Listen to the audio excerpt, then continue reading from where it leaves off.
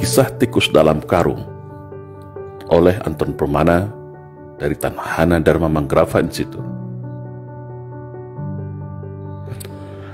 Dalam sebuah perjalanan kereta api, seorang profesor ilmuwan asal Prancis bertanya kepada seorang pria tua yang duduk di sampingnya, "Bapak, kalau saya boleh bertanya, benda apa yang ada di dalam karung itu?" kata profesor. Pria tua menjawab, "Oh, itu adalah kumpulan tikus yang ada di ladang gandum saya." Lalu profesor dengan mimik yang semakin heran dan penasaran melanjutkan pertanyaannya, "Untuk kegunaan apakah tikus itu jauh-jauh Anda bawa dan untuk siapa?" Si pria tua menjawab, "Tikus ini ada yang order buat laboratorium pemerintah sebagai bahan penelitian. Saya mau mengantarkannya langsung.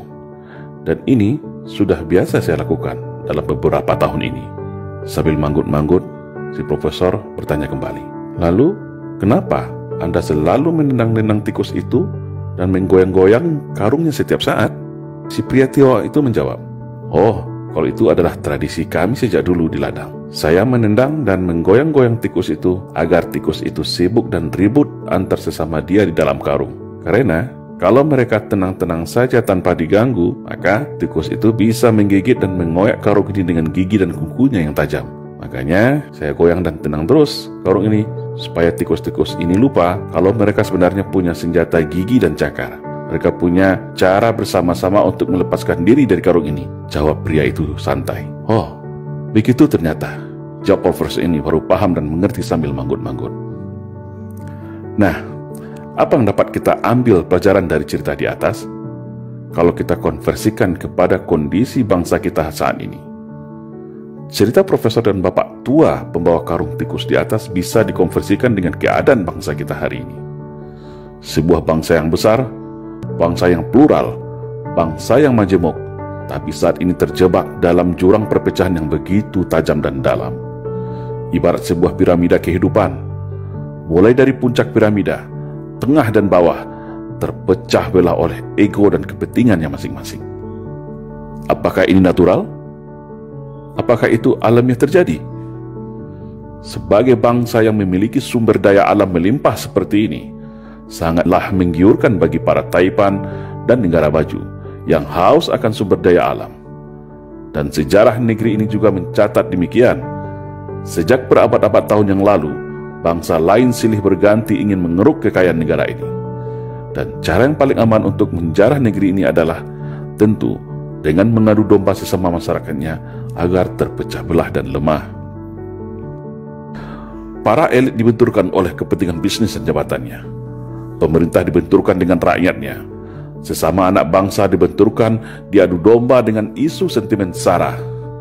Mayoritas versus minoritas, cebong versus kampret, radikal versus PKI, Jawa versus luar Jawa, dan liberal versus fundamental. Padahal semua perpecahan itu ada decision maker di belakangnya. Ada kingmaker yang merencanakannya. Para elit minorki kekuatan invisible hand yang ingin mengalihkan segala perhatian, menguras energi bangsa, hingga kita semua lupa, lengah bahwa bangsa ini adalah bangsa yang besar, bangsa yang hebat, bangsa yang tangguh, bangsa yang ramah, baik dan patriot sejati, sebagaimana pendahulu kita mendirikan negara ini dengan segenap jiwa raganya. Setiap hari, setiap menit dan detik, ada saja isu permasalahan yang muncul seakan memaksa kita, menggiring kita, memancing emosi kita untuk terus berkelahi, saling mencaci dan saling membuli. Seolah tak ada lagi celah untuk kembali ke masa indah yang penuh kerukunan, ketentraman dan saling percaya dan toleransi. Yang agama satu tak recokin agama yang lainnya. Yang aliran berbeda tidak hakimi aliran yang lainnya.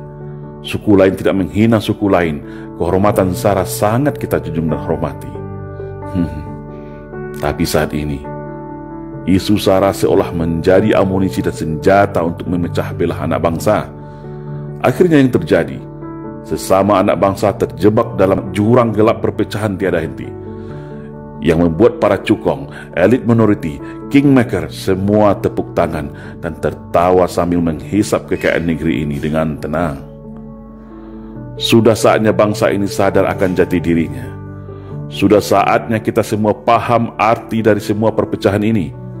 Semua ada yang mengaturnya, dan semua ada yang menikmatinya. Ibarat kata pepatah, kalau kapal pecah, maka hiu yang akan kenyang menikmatinya. Padahal, mereka yang merancang ini hanya dari kalangan yang sedikit, tapi berhasil memecah belah serta membodohi kita semua dengan propaganda dan adu domba. Seperti pria tua yang selalu menendang menggoyang tikus dalam karungnya agar selalu ribut dan lengah. Sekarang, kembali kepada kita semua. Tetap ribut saling cakar antar sesama, atau bersatu bersama-sama untuk melepaskan diri dari skenario belenggu perpecahan, membangun arus gelombang persatuan-kesatuan bangsa untuk menuju arah Indonesia ke depan yang lebih baik, yaitu Indonesia yang bersatu, berdaulat, adil dan makmur. Salam Indonesia Jaya.